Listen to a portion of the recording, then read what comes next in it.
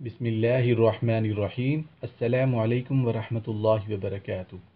آج کی یہ ویڈیو بہت امپورٹنٹ ہے کیونکہ آج کی اس ویڈیو میں وہ دعائیں آپ کے ساتھ شیئر کروں گا جو رسول اللہ صلی اللہ علیہ وآلہ وسلم نماز سے سلام پھرتے اور یہ دعائیں پڑھتے تھے۔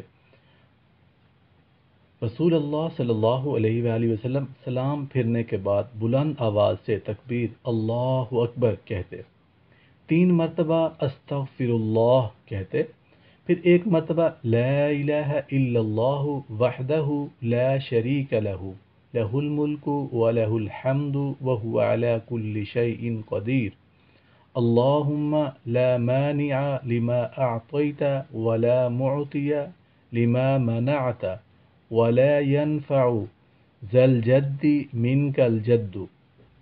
اس کے بعد 1 مرتبہ لا الہ الا اللہ وحدہ لا شریک لہ لہ الملک ولہ الحمد وہو علی کل شیء قدیر، لا حول ولا قوة الا باللہ، لا الہ الا اللہ ولا نعبد الا ایاہ، لہ النعمت ولہ الفضل ولہ الثناء الحسن، لا الہ الا اللہ مخلصین لہ الدین ولو کرہ الکافرون۔